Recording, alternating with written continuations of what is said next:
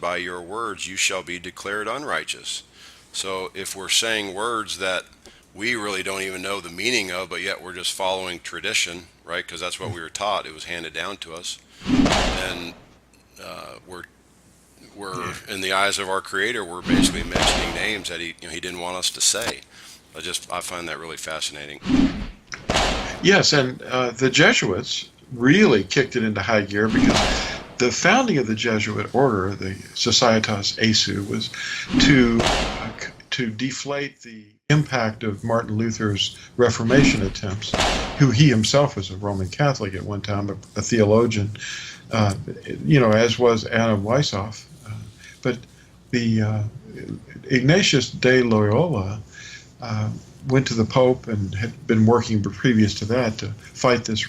It was basically a war against the Reformation. The it was a counter-Reformation, the Jesuit order, and that's what the purpose of their existence was.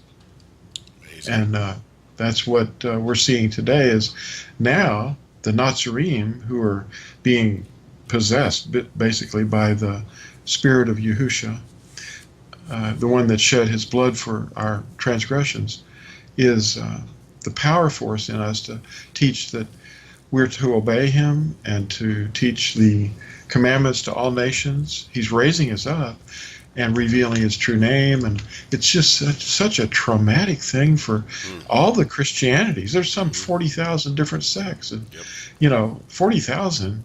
He said there can be no divisions. Boy, isn't that confusing? I mean, it just confuses me. Think about it. There's how many different sects, different languages, different beliefs, doctrines, mantras, but yet everybody's right. Well, it can't be that way. Yeah. Well, we love the people, but they're being the strongholds and the false reasonings. The strongholds or the false reasonings are being taught under every steeple. But they put trees in their circus buildings, and you shouldn't put trees in there. Unless it's just for decoration. But if you start lighting them up at this time of the year, you're doing an abominable thing. If you read Ezekiel 8, Ezekiel 8, and if you read Leviticus or Wayikra chapter, it's Uikra actually, and he called, chapter 26 verse 1 says, do not erect any pillars anywhere in your land. Well, what is a pillar? Well, it's a Nimrod symbol. It's a male. It's something that we wouldn't want to speak of because the things that they know, the occult that they do, and they know what these things mean, that we shouldn't even speak about them. But we have to tell them in order to make them aware of what they're really engaged in. But the fertility rites and fertility objects, the wreath, the tree, the obelisks, and the steeples, and the spires, and the domes. If you look these things up together, like a Google search, it's not going to be revealing anything but the truth that has been hidden from people's eyes, in their minds. They see them and they don't recognize them. Yeah, that's so like the symbols, and break down that word Christmas, because it's obviously right around the corner, and it has dual meaning. And you and I had a prior conversation, which I'll come back to after you kind of give us that. What's your kind of breakdown that word Christmas? Yeah, it's two languages. The first word is Christos, and the second word that's Greek. The second word is Latin, and it means to go away, to depart. Well, Christos, or Christmas, actually is translated into the meaning of Christmas Mass. And basically, if you translate that fully, it's anointed one, depart, which isn't good. I don't understand why we're even saying it, but it's really Nimrod's birthday. It's the sun's birthday. The Romans celebrated it with wreaths and trees and little ornaments that were round balls they'd hang on there as genitalia, and more disgusting things than that. Or these are abominations, but they don't see it because those are hidden things. See, the word esoteric actually means that it's hidden from the sight of the common person. But exoteric is all they see. The exoteric means the people the thing that they see, but the esoteric is the hidden thing. And when I reveal the hidden thing, then it upsets the hierarchy because they know that the truth is out, you know. Oh yeah. But I still love them. I want them to stop doing this, but it isn't me that wants them to stop. I'm not the one. But I just reveal the truth. And of course, the messenger gets killed or his reputation is destroyed, and that's fine. I'm just a servant, and I don't deserve anything, you know. But I just want to wake people up like he woke me up and help propagate truth, you know. Right, right, right. So could it be that Mystery Babylon, right, this beast system, is literally created a hybrid, mimicked religion based off of the 30-foot view of the Messiah, right? And they changed the names, the appointed times, introduced all these pagan Babylonian, rituals, basically. And so you mentioned something earlier too that really interested me, and we had a prior conversation on this. Is when you mentioned the BYNV, the version that you've put out, which I actually have a copy of. It's fascinating, but in there's in the preface, you really lay it out of just how they hid the name, right? They hid the name and introduced all these other names, but there's a term that that's in fossilized customs, and you will pronounce it obviously better than I would, but Yamak Shemo Yuzikro, may his name be blotted out, correct? Yeah. Yes, that's exactly right. The word why, well, the acronym that the Jewish people actually did invent. It's actually the yod and the sheen and then the letter U or ua. Well, they basically invented this little phrase called "May his name be blotted out," and it's Yamak Shemo Uzikro, which means may his name be blotted out. And a lot of Messianic teachers are using the word Yeshua, which is a Hebrew word, and it can be a name, but it's very rarely used as a name, except in, I think it's one place. Yeshua is used for the name of the Messiah as a hypocharisma.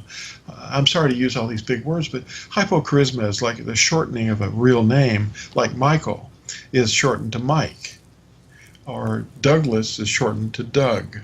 Well, Yahusha is 5 letters, and it's used 216 times in the Tanakh, but it's shortened in one place. I think it's Nehemiah or Nehemiah. They call it Nehemiah, but it's Nehemiah. We call it, commonly it's most used as Nehemiah, which the name is at the end in the IAH. But anyway, I think it's chapter 8 or maybe 13. I have to look it up again. But the word Yeshua is there, and it's talking about the son of Nun. To be celebrated on Uh-huh. the 25th of that 12th month, which I might add, all the months and the names of the month, as are the days of the weeks, are basically Greek and pagan deities, or I should say pagan, then followed by Hmm. Greek, but they're literally pagan And deity names. yeah, and Norse, yeah. See, the Norse Odin became the word Woden, and that's what they're talking about on the 4th day of the week. Yeah, yesterday was the 4th day of the week, and it's basically the name of that Norse deity. He was also, that's another babbled name for Nimrod, and that's the amazing thing, that people can be so easily confused by foreign words that they've adopted and they're just familiar with them. Missionary adaptation, the missionaries, not just the missionaries that you can think of today, but all through time. The Roman soldiers were carrying this stuff back, being missionaries from Persia, and they brought back the sun deity as Mithras. Mithra. You know, yeah. Yeah. And isn't So, that who Nimrod would have technically worshipped, right? Mithraism, or wasn't that the Roman, really the cult worship that that the early, well, actually probably all of them in secret worship, but didn't they all worship Mithraism, the sun, right? Well, Nimrod was worshiping humanity. He was the first one to turn his back, that we have on record as the first king, to cause the people to believe that they were the ones that were doing all the work and they weren't being blessed by the Creator. In fact, he was forcing people to not pay any attention to Yahuwah, the true Creator, because he sent a flood and he wanted to build a tower to shoot an arrow at him with his magic bow in order to, basically thumb his nose at Yahuwah. And this is recorded by in the works of, they call him Josephus. His name is really, I think it's Yusuf ben Matithyahu, but they call him Josephus. There's no J until the 16th century. But yeah. Anyway, Nimrod is the sun deity that we're seeing worshipped by many names throughout the world. But he would have been probably calling the sun. I don't know that he worshipped the sun, but I do know that people worship the sun in his name after his death. But he would have referred to the sun by the word Shamash. Now, I'm not calling on a name of a deity. I'm using that as the word that in Hebrew, which really means servant, which is a mistranslation in the book of Malachi. The King James Version says something like, the Son of Righteousness will rise with healing in his wings. And the word underlying that word, sun, S-U-N, is actually Shamash. And he's not calling on a deity, he's just referring to the sun in the sky, but that's not the context. The writer that wrote the word Shamash, Malachi, he was writing the word Shamash, intending it to mean what it means, and that's servant, the servant of righteousness. That would be referring to Yahusha. Amazing, amazing. Yeah. You mentioned, and back to the first conversation of words and names, and it strikes me when you say Matith Yahu, or as we say in the English, Matthew, but right there in one of the apostles, or Nazarene, as I would and Lou would call them, or Matith Yahu. Well, there, right in that name is Yahu, right? Yeah. 3 letters of the first of the name. Yahusha has the first 3 letters: Yod, Hey, Ua. I say Ua, not Waw. Yeah, because there's no W. But people will insist there is a W. A W is a letter invented by a typesetter in the mid-1400s, where the type is, they were starting to print pages one at a time, and the typesetter had these little pieces of metal shaped in letters so that they could, assemble the words. And some of the words needed 2 U's. And the Latin shape for a U was a V shape, as we know it. And then, what they did was I can save space if I combine this into one piece of type and save time too. He doesn't have to pick up 2 pieces of type, and he just started to spell the words with this one letter, because words like which or wicked or many other words that maybe have the 2 V-shaped Latin shapes in there, that was pronounced as a U, and we call it the W. But it's an invented letter. It's something that didn't exist in Greek or Latin. The letter shape U did in Latin, and it was the V shape. Amazing. But it wasn't sounded as a V. But you have to dig for that. It isn't something that most people want to hear, because they've been taught something else first, and then it sounds, the first to speak his case seems right until another comes and questions him. Exactly. You mentioned, and I would definitely want to state this, Lou and I had a prior conversation, and as I have had it, I shared with Lou, with my wife, and others, that when I began to awaken and come out of it, and to tell other people, and to try to plant a seed, literally, like the parable of the seed. There were so many different emotions, but the main point was that we never had any ill intent or bad intent on people that are still trapped in the system, right? In many ways, I do nothing but respect and, quite honestly, love my brothers that are still in that system, that are still going about it as if the mask is still on their face. But I just do want to say that there's no ill intent to anybody. It's only with love that I bring it, and especially Lou brings it. That we want to get the message out there. We want to get people to wake up. And as I mentioned, part of this show is to do a couple things. And I'll read real quick what the kind of the underlying goal is, because it is relevant to this topic of how I woke up, how other people are going to wake up, and where they're going to be in their life and their experience, because we're all different. We all have different, entry points into the matrix, as I would put it. But what I want to, the gist of this, and the gist of this remnant report is to reveal truth that turns to research, that then leads to action, which creates self-empowerment, which results in a remedy. And that's very powerful, because the remedy can be in many different topics. But in this specific conversation, the remedy is to return and to awaken our Creator's people back to a awakening, accountability, the desire to do research and to start to scratch the surface and to do prove all things. Don't believe what I say or what Lou says. Like I'll tell anybody, prove it. Go to the scripture, go to the internet, and diligently study. And I promise you that I can't promise it. Only Yahuwah can pick you. But if you do it with a good intent, I promise you, hopefully this will be revealed, because it's right there under the surface. Anyways, Lou. So back to the topic of Christmas. What do you see kind of in history, or what you know of how it was so carefully interwoven into our culture as one of these holidays?